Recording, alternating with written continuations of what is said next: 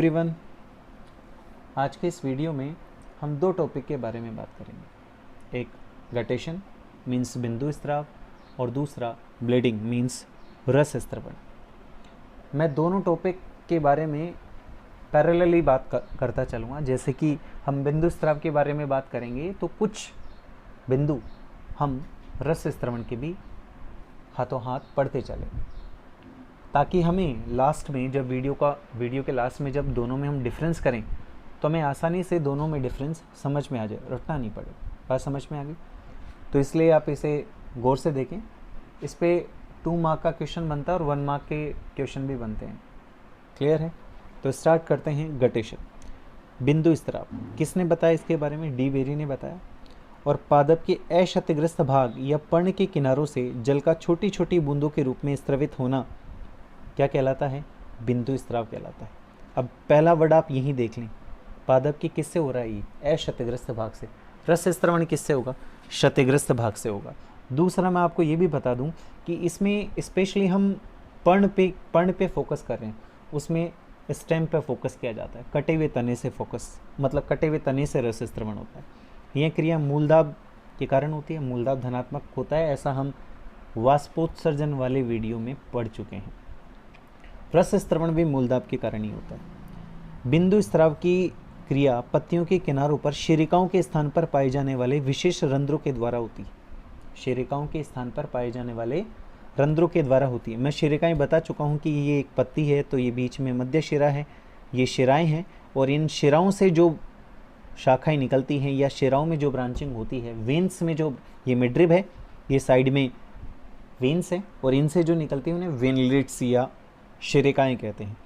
और शिरिकाओं के स्थान पर पाए जाने वाले विशेष रंध्रों को क्या कहा जाता है? हाइडेथोट्स या जलरंध्र कहा जाता है। और जलरंध्रों के द्वारा ही बिंदु स्त्रवण की क्रिया होती है, यानी कि पादप जल को बूंदों के रूप में स्त्रवित करता है। उसी को क्या कहते हैं? बिंदु स्राव कहते हैं।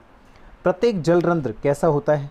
रंगहीन होता है, अधिचर्मीय कोशिकाओं द्वारा बनता है, और जलरंध्र के नीचे एक ढीला अंतरकोशिकीय स्थल युक्त मृदुतक पाया जाता है। ये इंपॉर्टेंट है, जिसे एपिथीम कहते हैं। 1 मार्क के क्वेश्चन में आता है कई बार, एपिथीम किसे कहते हैं? तो एपिथीम किसे कहते हैं? जलरंध्रों के नीचे पाए जाने वाले ढीले अंतरकोशिकीय स्थल युक्त मृदुतक को एपिथीम कहते हैं। एपिथीम को ट्रांसफर टिश्यू या स्थानांतर ऊतक के नाम से भी जाना जाता है। इसकी कोशिकाएं सॉफ्ट होती हैं, कोमल होती हैं, और उनमें हरित लवक नहीं होता, मतलब क्लोरोप्लास्ट लेस होती हैं।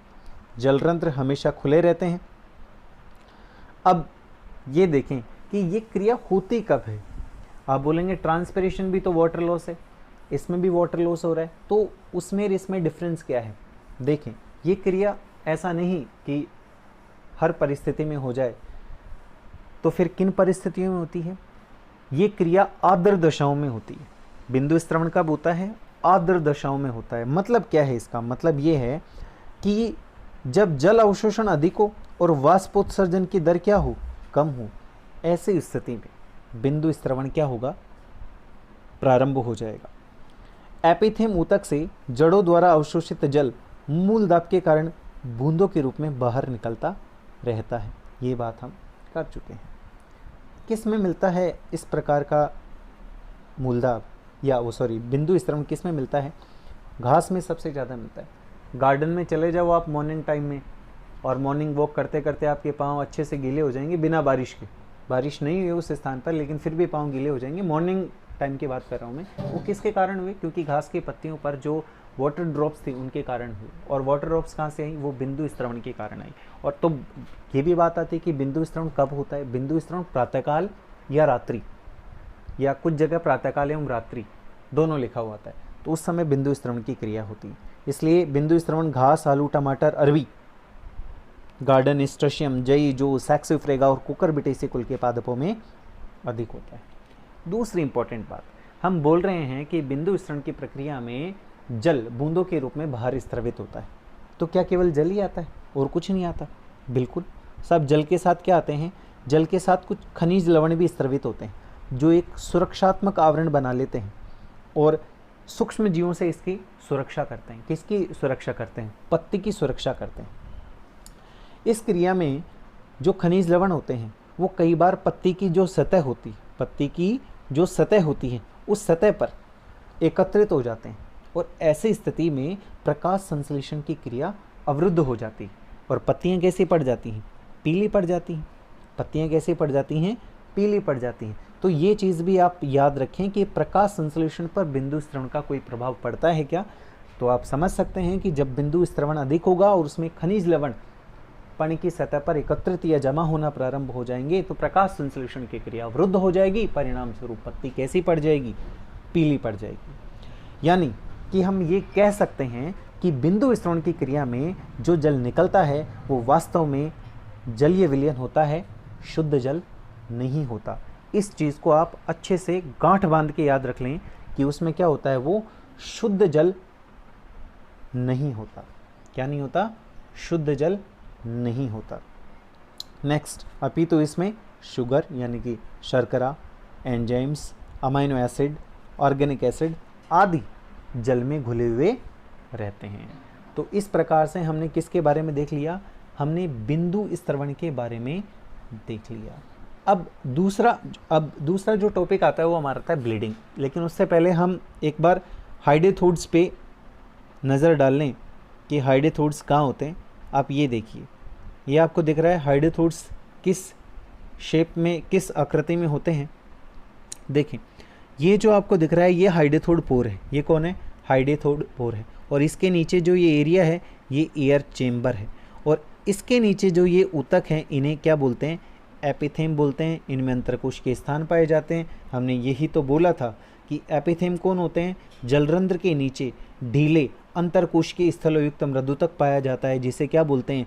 एपिथेम या ट्रांसफर टिश्यू बोलते हैं। और ये जलरंध्र कैसे होते हैं? ये जलरंध्र हमेशा खुले रहते हैं। बिंदु स्त्रवण कब होता है? जब जल अवशोषण अधिक और वाष्पोत्सर्जन की दर कम होती है। इसके कारण क्या होता है? एपिथेम ऊतक से जड़ों द्वारा जो अवशोषित जल होता है वो मूल दाब के कारण बाहर निकाल दिया जाता है। यहाँ पहली साइड वेसल सब दिखाई दे रहे हैं आपको। और पहली साइड क्या होता है हम बात कर चुके हैं, वेसल क्या होती है हम बात कर चुके हैं। कहाँ बात कर चुके हैं?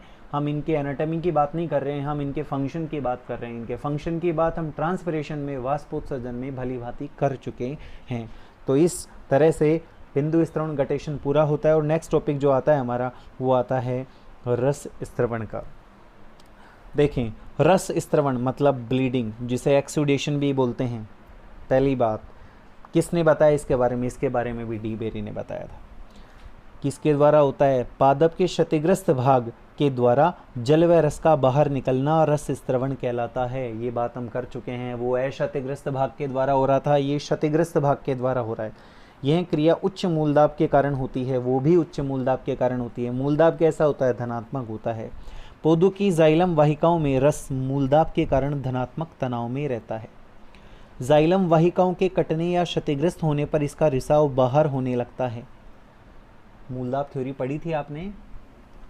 उस मूलदाब थ्योरी में यही तो बताया था कि अगर तने को भूमि सतह से थोड़ा सा ऊपर से काट दिया जाए तो जल आना या जल का रिसाव हमें दिखाई देता है। किसके कारण? मूलदाब के कारण। ये एक्सुडेशन या ब्लीडिंग वही चीज़ है। आगे बात समझ में।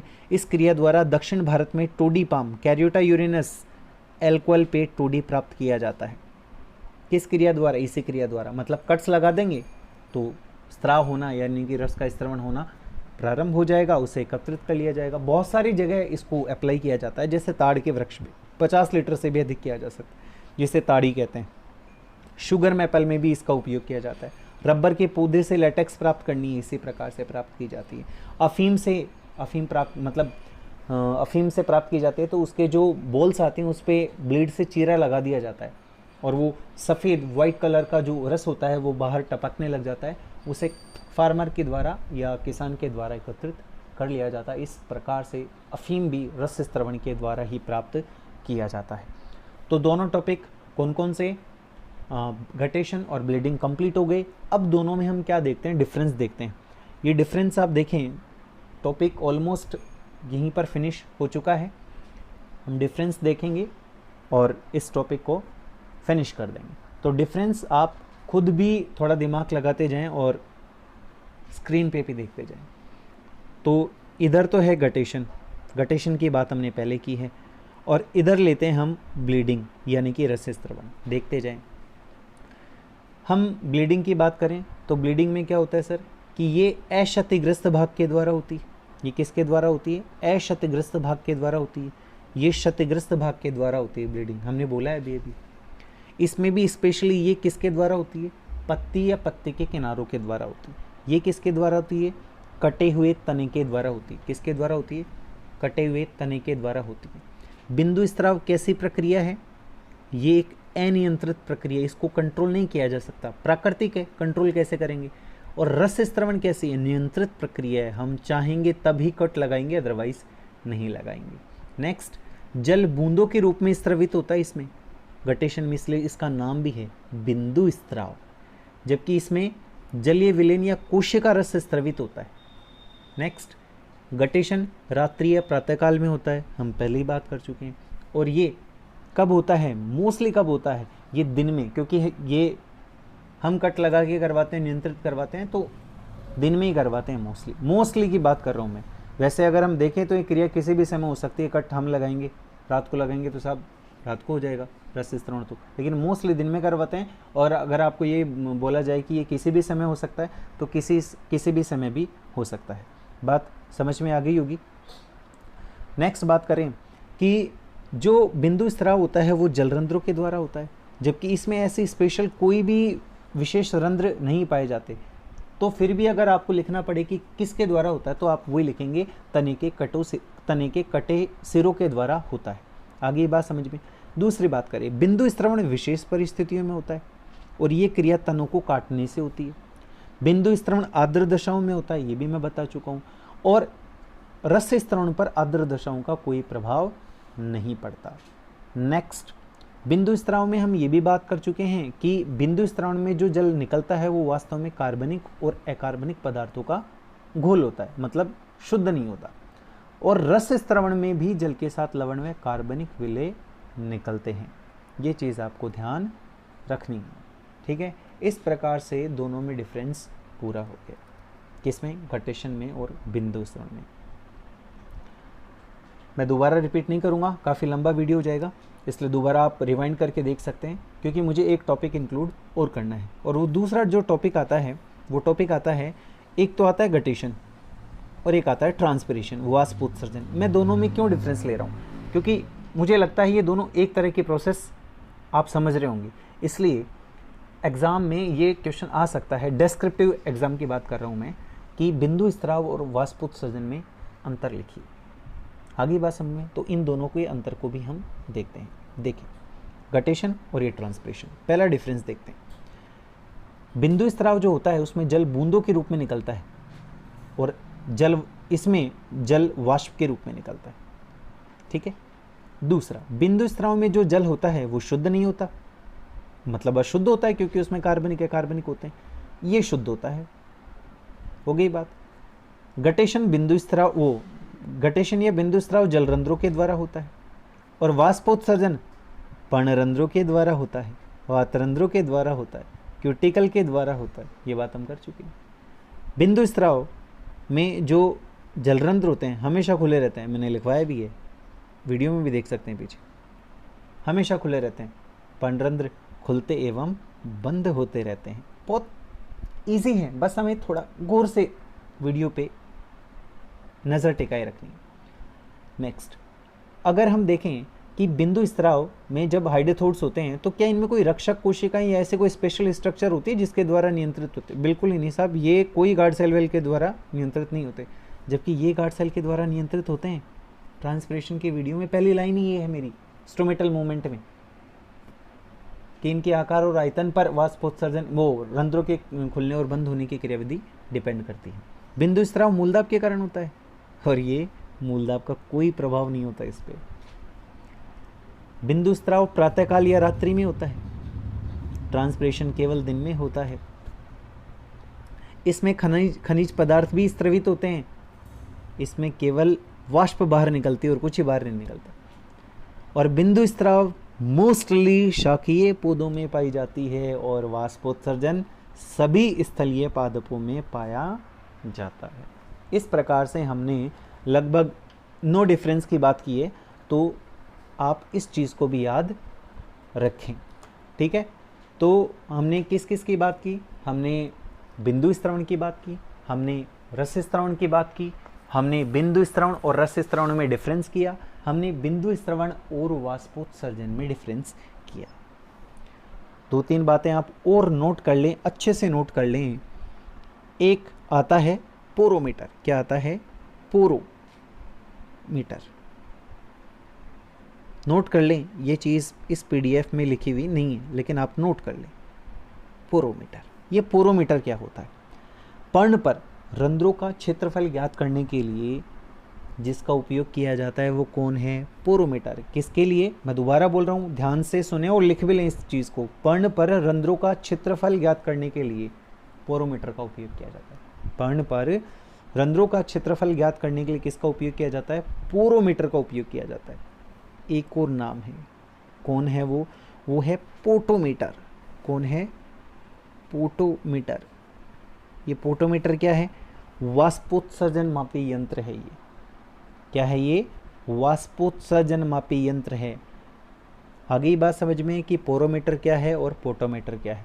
मैनोमीटर हम बात कर चुके हैं, मूलदाब को मापने के काम आता है, रूट प्रेशर थ्योरी में लिखवाया भी, इसलिए उसकी नीड नहीं है। इस टाइप से हमारा जो ट्रांसपिरेशन का चैप्टर है या ये टॉपिक है वो पूरा फिनिश हो चुका है। 2-3 बातें और जान लें आप। 2-3 बातें क्या हैं वो? वाष्पोत्सर्जन को प्रदर्शित करने के लिए कुछ प्रयोग करवाए जाएंगे लैब में। वो कौन सा होगा? एक तो आएगा बेल जार मेथड। इनकी बात करेंगे नहीं, वीडियो लंबा बढ़ाने से कोई मतलब है नहीं। मैं एक्सपेरिमेंट्स पे अलग से वीडियो बना दूंगा, जो बायोलॉजी के एक्सपेरिमेंट है वो उन पे अलग से वीडियो बना दूंगा। और दूसरा आता है पोटोमीटर। कौन सा आता है? पोटोमीटर। ये दोनों एक्सपेरिमेंट हमारे कोर्स में है, बेलजार वाला भी, पोटोमीटर भी। किस में? प्रैक्टिकल में। मैंने क्यों बताया यहाँ पे? वो इसलिए बताए क्योंकि मैं जिस भी टॉपिक को लेता जा रहा हूँ और उससे रिलेटेड कोई प्रैक्टिकल हमारे कोर्स में इंक्लूडेड है, मैंने उन के बारे में आपको बताया है, और जो कोर्स में दे रखे हैं वो मैंने आपको समझाए भी हैं। बेलजार है, और अगर आपको ये समझना हो बेलजार या पोटोमीटर तो मुझे कमेंट सेक्शन में कमेंट करके बताएं, मैं इनके बारे में भी आपको बता दूंगा या इस पे वीडियो बना दूंगा। पोटोमीटर 2 आते हैं, एक फार्मर्स का पोटोमीटर और एक गैनोम्स का पोटोमीटर। इनके द्वारा हम क्या कर सकते हैं? वाष्पोत्सर्जन का मापन कर सकते हैं, और बेलजार के द्वारा वाष्पोत्सर्जन का प्रदर्शन कर सकते हैं। बिल्कुल सिंपल प्रैक्टिकल हैं, कोई ऐसे बहुत बड़े और हार्ड कैलकुलेशन वाले प्रैक्टिकल नहीं है। अगर आप बोलेंगे तो मैं बता दूंगा। तो इसी के साथ आज का वीडियो समाप्त हो गया, और आशा करता हूँ कि आप लोगों को ये दोनों टॉपिक क्लियर भी हो गए होंगे। तो कल जो वीडियो बनेगा उस वीडियो में हम पादपों में खनिज पोषण या मिनरल न्यूट्रिशन प्लांट्स के बारे में बात करेंगे। तो इसके साथ आज इस अध्याय को देते हैं विदाई। Thank you very much. जय हिंद, जय भारत। अगर आपको वीडियो पसंद आया है तो चैनल को सब्सक्राइब कीजिए, और सब्सक्राइब करने के लिए वीडियो के नीचे सब्सक्राइब बटन पर क्लिक कीजिए, जिससे कि आपको वीडियो सबसे पहले मिल सके। और साथ ही लाइक के बटन को दबाकर वीडियो को लाइक भी कीजिए।